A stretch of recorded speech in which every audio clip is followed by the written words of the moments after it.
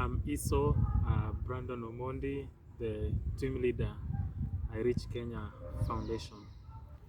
Um, the World Drug Report 2022, which was released on, or rather unveiled a few days ago, um, revealed that cannabis legalization um, has led to increased cannabis use in the countries, or rather in the regions that it has been legalized.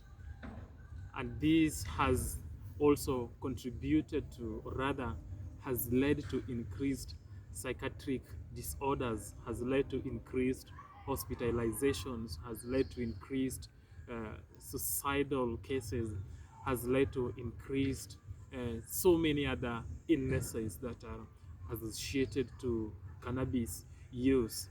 And this report comes in such a time when, as a country, Kenya, we having such moments when the political temperature is actually rising so high, and different political candidates are expressing and presenting their manifestos and presenting the various agenda that they have for this nation.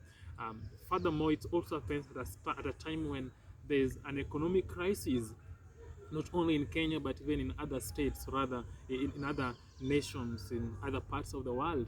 And more specifically, that is so close to my heart, is our very context, Kenya, where the economic struggle or the economic crisis has been politicized, and people are taking advantage of it. And to make it sad enough, we've had a presidential candidate publicly declare that when he cleans the seat, the presidential seat, is going to work towards the legalization of cannabis growing and even cannabis use in Kenya.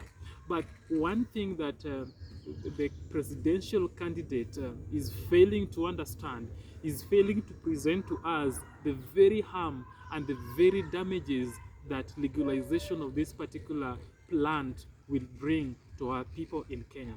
And further from that, over the past few months, he has appeared on live national television shows. He has appeared on, he has been recorded in print media, in internet. We have seen him. He has said it in his campaigns, how marijuana is so helpful in quotes, and how legalization of this product will help in solving the economic struggle of our country. But the few times he has appeared on these media, he has done a lot of damage to our people. Our young kids have watched him say these things. Our young kids who are so passionate and eager to become as bright and brilliant as he is have really tried so many things to be like he is. One of them is they even tried to use cannabis, because they think that if you want to be as brilliant as Professor George, you only need to take a few rolls of marijuana and you'll be so.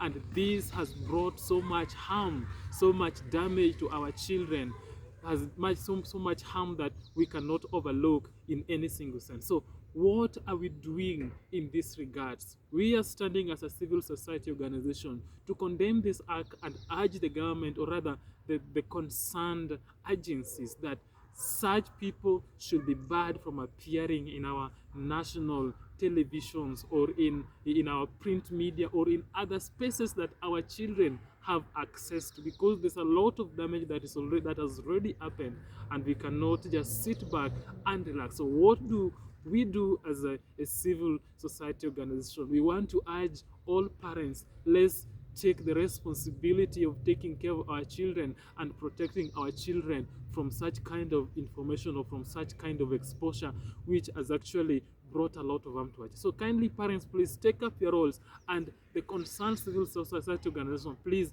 I urge us that let us talk this in one voice and counter this problem together so that we can have a brighter future. If we don't speak about it, then our children will grow up knowing of the only one side of this particular product, and they fail to understand the fatal damages or fatal consequences of this process. So I urge us, let us stand in one voice and condemn this act of exposing our children to dangerous and fatal information. majority of which are actually misguided and misinformed. So kindly let us all stand up and work against this agenda and manifesto that was just revealed recently.